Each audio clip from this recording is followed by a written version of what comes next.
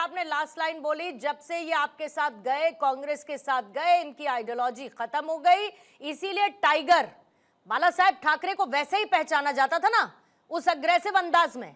तो एक्चुअली में जो टाइगर हैं, जो असली शिव सैनिक हैं, वो इनके साथ हैं। धीमे धीमे जो बचे हुए हैं वो भी इनके साथ आ जाएंगे। लेकिन बात यह है कि महाविकास अघाड़ी का हिस्सा है, इस तरीके से अगर पार्टियों में टूट होती जाएगी तो नौबत कहां तक आएगी? मतलब 2022 में देखा, फिर 2.0 जैसी स्थिति बन रही है, ये बड़ी समस्या पैदा नहीं हो जाएगी? आप as a MVA partner, Mahavikas Aghadi के साथी के तौर पर इसे कैसे देखते हैं?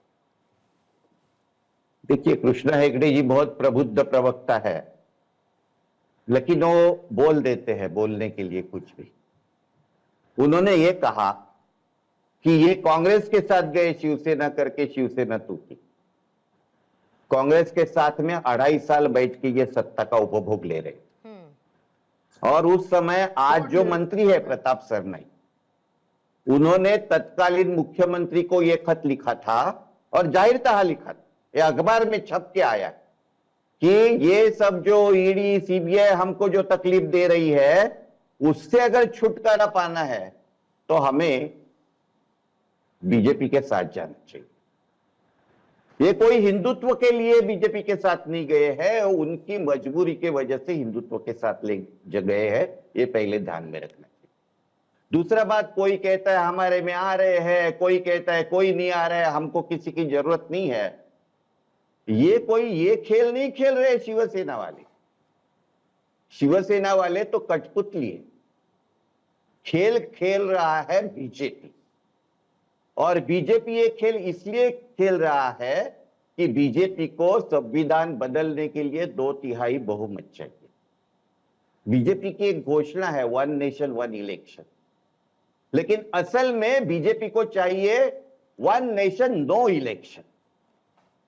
बीजेपी खुद को डोमिनेंट हिंदुत्ववादी पार्टी और एकमात्र हिंदुत्व पार्टी बनाना चाहती है।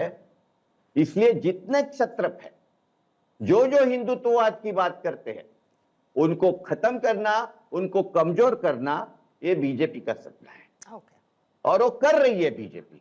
अभी और एक बात ध्यान में रखिए कि जिस मुद्दे के लिए हम सारे लोग दुर्लक्ष कर रहे हैं, वो महत्व का मुद्दा ये है कि ये जो एक चालकानुवर्तित्व की आरएसएस की जो बीजेपी पार्टी है ना, ये पार्टी के गुरु ये कहते हैं कि इस देश में जो फेडरल स्ट्रक्चर है, वो फेडरल स्ट्रक्चर पृथकता की भावना निर्माण करता है, पृथकता की भावना को बढ़ावा देता है।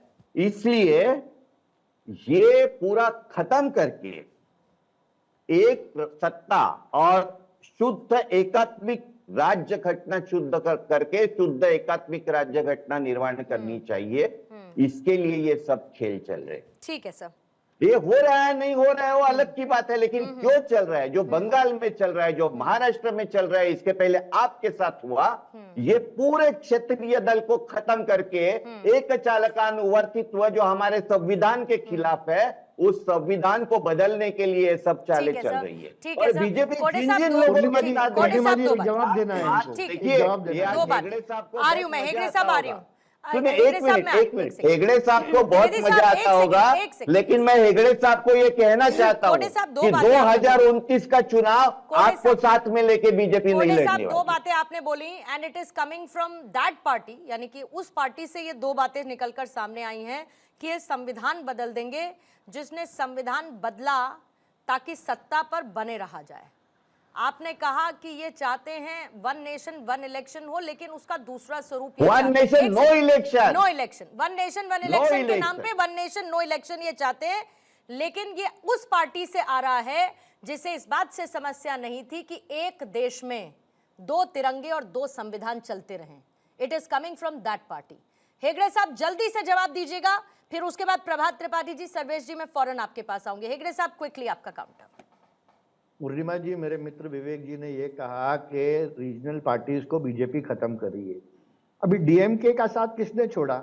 वो हमारे सहयोगी थे क्या उनके सहयोगी थे? तृणमूल कांग्रेस के साथ आपसी वहां पर पश्चिम बंगाल में कौन लड़े? आम आदमी पार्टी के साथ कौन लड़े? वो कांग्रेस लड़ी। खाली संविधान का बुक कौन अपने जेब में लेके घूमता है? राहुल गांधी। और उसके ऊपर वो कह रहे हैं कि हम नए नए बीजेपी के साथ जुड़े और हिंदुत्व के लिए नहीं। विवेक जी, हम भारतीय जनता पार्टी के साथ 1989 से है, हिंदुत्व और मराठी मानुष के लिए लड़ने के लिए है। शिवसेना का स्थापना मराठी मानुष के लिए लड़ने के लिए हुआ था, हिंदुत्व के लिए हुआ था। और बीजेपी का हम ऑर्गेनिक ब्रदर्स है, हम साथ में उनके साथ मिलकर हिंदुत्व के लिए हमेशा से लड़ते आए हैं। और उद्धव ठाकरे जी हमको छोड़ के चले गए, वो कांग्रेस के साथ चले गए, फिर उन्होंने फिर से अपनी रणनीति बदलने की कोशिश की, वो राज ठाकरे जी के साथ चले गए। अभी देखिए, जो आदमी खुद एक प्रॉब्लम में है उसे हम ज्यादा गाइड नहीं कर सकते, लेकिन हमारा स्टैंड कंसिस्टेंट है। 1989 से लेके अभी तक हम भारतीय जनता पार्टी के साथ है। ओके, प्रभात त्रिपाठी जी, एक मिनट में जवाब देता हूं। कोटे साहब ओपनिंग स्टेटमेंट, दो लोग बैठे हैं, ओपनिंग स्टेटमेंट उनसे भी लेने दीजिए, फिर इतनी देर में मुझे हेडलाइंस के लिए भी जाना होगा। प्रभात त्रिपाठी जी, जल्दी से आपका रिएक्शन। बंगाल पंजाब के बाद अब लग रहा है महाराष्ट्र की बारी है, जैसी परिस्थितियां बन रही हैं। देखिए पूर्णिमा जी, निश्चित तौर पर देखिए, देश की राजनीति में जिस तरीके से अब इलेक्शन जनादेश के बाद पार्टियां टूट रही हैं, आज अगर हम महाराष्ट्र की बात कर रहे हैं, महाराष्ट्र मराठी मानुष को लेके जिस तरीके से बाला साहब ठाकरे के बाद विचारधारा एक परिवर्तित हुई और उनके बेटे उद्धव ठाकरे ने जिस तरह महाअघाड़ी का दामन थामा, फिर बाद में सिद्धे टूटे और अब उनकी पार्टी फिर टूट रही है। लेकिन अगर हम राष्ट्रीय परिप्रेक्ष्य में बात करें कि महाराष्ट्र का जो खेल हुआ, अजीत पवार की पार्टी टूटी, शरद पवार की टूटी, शिवसेना टूटी, और अभी जो ताजा घटनाक्रम हुआ बंगाल के चुनाव के बाद।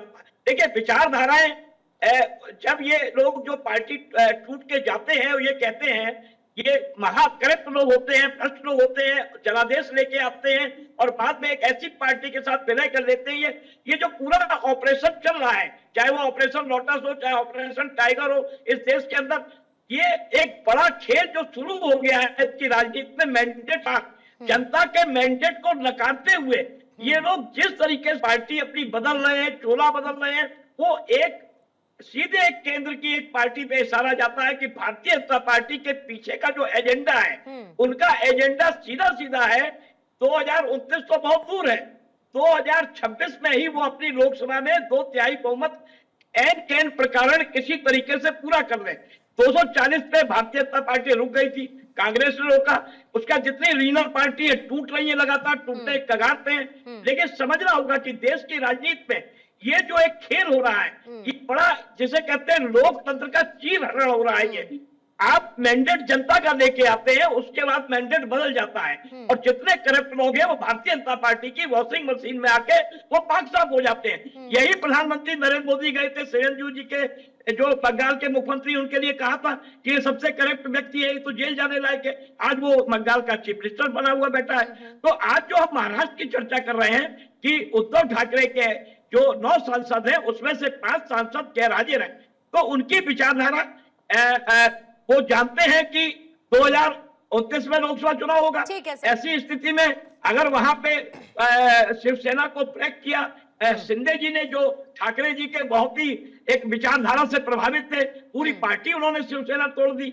और कहीं ना कहीं उद्धव ठाकरे का जो व्यवहार है पार्टी के अंदर, और संजय राउत जो उनके यहाँ एक प्रवक्ता है, जो बहुत बड़बोले प्रवक्ता है, और जैसे कि ममता बनर्जी को अगर अभिषेक का एक नाम आता है कि अपने भतीजे ने पार्टी ने डूबे, वैसे ही संजय राउत का भी एक मामला है जो शिवसेना उद्धव ठाकरे को लगातार, उनके बयानबाजी ऐसी है, उनके सांसद बयान मिल नहीं पाते हैं। तो कहीं ना कहीं आक्रोश भी होता है, और आक्रोश के पीछे की जो प्रश्न होती है वो सीधे सीधे केंद्र की बड़ी पार्टी का एक इशारा होता है, क्योंकि उनके कई ऐसे करप्शंस के और बार-बार दल बदल कानून का जिक्र सिर्फ तभी क्यों होता है या उसका विरोध तभी क्यों होता है प्रभात जी, जब तक वो आपके लिए नुकसानदायक नहीं हो रहा है। जैसे ही आपका नुकसान होने लगता है, दल बदल कानून अपने जिन उसको रगड़ा जाता है, बाहर निकल आता है, अचानक से दल बदल कानून की चर्चा होने लगती है। लेकिन 2/3 बहुमत है तो दल बदल कानून लागू नहीं होता,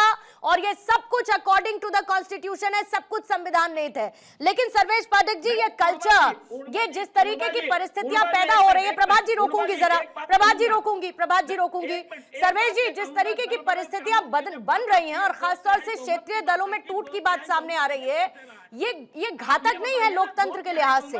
हम अरे प्रभात जी रुकेंगे सर, अगर मेरी आवाज आपके पास आ रही है तो प्लीज रुकेंगे। Let me ask my question Prabhat ji. Sarvesh ji Purnima ji आपको नमस्कार। आपके नमस्कार। सभी दर्शकों को वंदे मातरम, भारत माता की जय। देखिए पूर्णिमा जी, बार बार किसी पार्टी के अगर टूट की खबरें आती है तो ये आप दूसरे पार्टी पे लांछन नहीं लगा सकते। ये आपके नेतृत्व क्षमता पे सवालिया निशान उठाता है। आपका पार्टी में क्या पकड़ है, आपका जनता के बीच में क्या संवाद है, ये आपके उस पे सवालिया निशान उठाता है। आप अपने घर को संभाल नहीं पाते हैं तो फिर दूसरों पे आप छीटाकशी करते हैं। आखिर ऐसी क्या नौबत आ गई कि आपके सांसद भाग रहे हैं आपकी पार्टी से, आपके एमएलए भाग रहे हैं? ऐसा तो नहीं होता है। ऐसा क्या प्रॉब्लम है? आपके नेतृत्व पे सवाल उठना चाहिए, न कि दूसरे पे आप छिटाकशी करेंगे कि नहीं वो हमारी पार्टी को तोड़ दिया, उसने विधायक खरीद लिए तो सांसद खरीद लिए। अरे आपके वो बिकाऊ सांसद, बिकाऊ एमएलए हैं तभी तो खरीदे जा रहे हैं। आप अपने नेतृत्व की क्षमता पे को गहन विचार विमर्श करिए। आप ये कह रहे हैं कि ऐसा क्यों हो रहा है? सर्वेश जी आप ये कह रहे हैं कि खरीद फरोख्त तो चल रही है। खरीद फरोख्त लोगों, विपक्षी पार्टी अभी कांग्रेस को मैं सुन रहा था, चाहे प्रभात जी को सुन रहा था कि ये क्या हो रहा है। अरे अगर वो शिवसेना में अगर टूट हो रही है वापस से उद्धव ठाकरे ग्रुप में, तो ये उद्धव ठाकरे के नेतृत्व क्षमता पे सवाल है। दो अलग अलग बातें हो गई ना, दो अलग अलग बातें हो गई सर्वेश जी। अगर आप कहते हैं कि बिकने के लिए तैयार हैं इसीलिए खरीदे जा रहे हैं तो मतलब खरीद फरोख्त हो रही है। अगर आप कहते हैं नेतृत्व संकट है तो इट इज बाय चॉइस, कि भाई उनको नेतृत्व संकट है, उनका सामंजस्य नहीं बैठ रहा, उनको समस्या है उस विचारधारा से, इसीलिए वो बाहर निकल रहे। तो दो अलग अलग बातें हैं। एक लाइन में मुझे बताइए, खरीद फरोख्त हो रही है या नेतृत्व संकट है? ये पूरे तरीके से नेतृत्व संकट है, नेतृत्व की क्षमता पे सवालिया निशान है। एक पार्टी का बार बार टूटना ये कहीं ना कहीं दर्शाता है कि नेतृत्व जो है वो अपने पार्टी के नेताओं को एकजुट रखने में सक्षम नहीं है। ठीक है। जिस विचारधारा से उस पार्टी का निर्माण हुआ वो उससे कहीं कोसों दूर खड़ा हो गया है। ठीक है, विचारधारा कॉम्प्रोमाइज हो गई। यही वजह है कि लोग वहां से बाहर का रास्ता तलाश रहे हैं, बाहर निकलने की कोशिश कर रहे हैं।